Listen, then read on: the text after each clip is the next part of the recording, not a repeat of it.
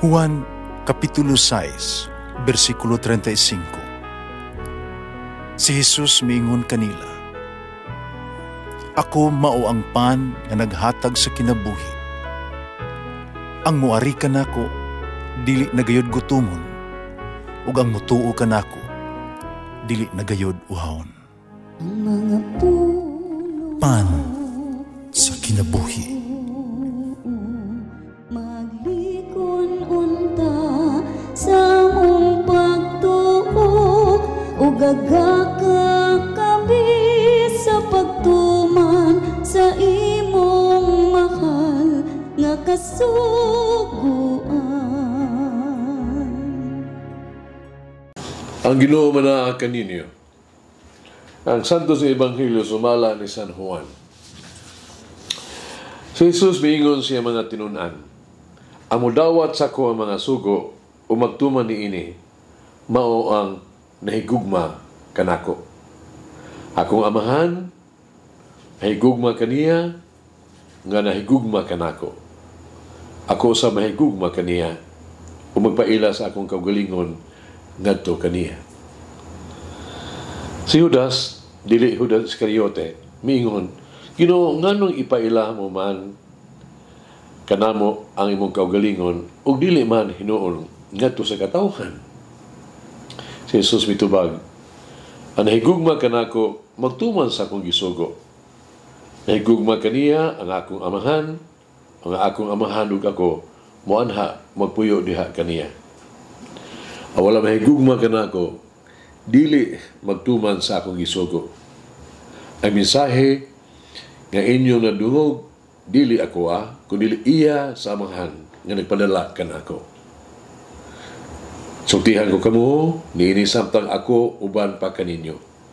Ang malalaban ang Espiritu Santo nga ipadala sa amahan sa akong ngalan, magtudlo o magpahinumdum kaninyo sa tanan nga akong gisulti kaninyo." Ang Ebanghelyo sa Ginoo. Pasalamati ang Ginoo kay siya maayo, ang iyang gugma mulungtad hangtod sa kahangturan. Pasalamati ang Diyos sa tanang mga Diyos, ang iyang gugma malungtaron. Pasalamati ang Ginoo sa mga Ginoo, ang iyang gugma malungtaron.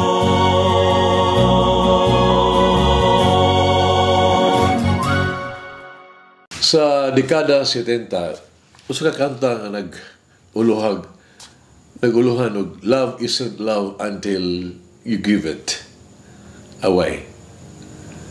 Nabantog kining kanta at the time. Bisan tuod ang kanta mahitungod sa usa ka relasyon tali sa usa ka lalaki o usa ka babae, kini nagpadayag sa kamahinungdanon sa pagbuhat sa mga pulong nga imong ipahayag. Gipahayag usab kini sa Ebanghelyo karon. Bisan kinsa nga nahigugma kanako, magkinabuhi ug magtuman sa akong mga pulong. Samta mga pulong hinungdanon, ang pagtuman niini mas dako og kahulugan. Si Papa Paulo VI,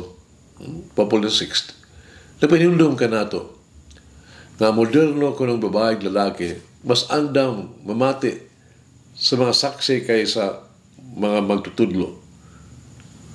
Kung siya maminaw sa mga magtutudlo, kinitungod kay sila mga saksi. Ilang kinabuhi. Katong kan sa mga aksyon, may uyon sa ilang mga pulong, mao ang makadani sa mga tao. Ang kabalo sa mga sugo sa Dios sa paghigugmaay sa isig usa, lahi kayo kaysa pagtuman niini. Ang sugo ni Jesus mao nga kita magmalig-on sa tuang gugma diha kaniya.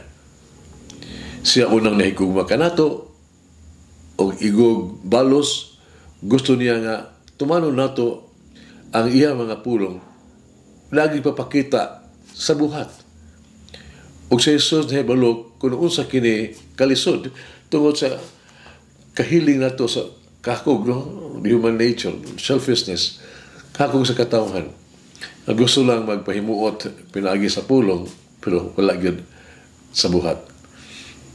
Mao nga katapusang bahid sa ebanghelyo karon adlaw, iyang gisultihan ang iyang mga tinun-an sa pag-abot sa manlalaban nga musuporta ug mutabang kanila sa ilang niyang pagsaksi sa sugo sa Dios sa gugma. Ang manlalaban maghatag og giya sa mga sumusunod ni Jesus haron sila mutubo diha sa gugma sa Dios. Nya isip balo sa gugma sa Dios, ilang ipadayag pinaagi sa buhat diha sa may gugma sa iyang isikataw.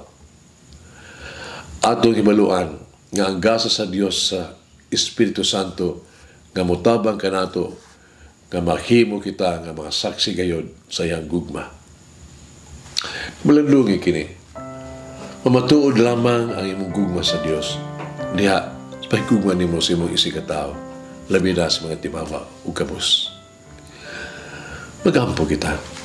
Kung sa Espiritu Santo, puna ang gugma sa akong kasing-kasing o mo awas gikan ni ini ang gugma sa Dios ngadto sa ako ang isikataw. Mamamayri, pula ang akong kasing-kasing sa pagpasalamat tungod sa gugma ni Jesus nga imong anak nga amo nang naangkon. Umalangin ang Diyos magagahom sa tanan, Amahan, Anak, Espiritu Santo. Amen. May the Lord of the divine mercy bless us all, heal us from all diseases and suffering. Ayun unta niya kita, tanang mga sakit na sa lawas o sa kalag, body and soul. In the name of the Father, the Son, and of the Holy Spirit. Jesus, I trust in you. Amen. Whoever eats the bread of life will never hunger, says the Lord. Kay galaan inyong nabati ang pagpaambit ug hamubong pamalandong sa pulong sa Dios pinaagi sa tulumanon pan sa kinabuhi nga gidumala ni Monsignor Daddy Silva. Hangtod na usab sa sunod higayon, daghang salamat.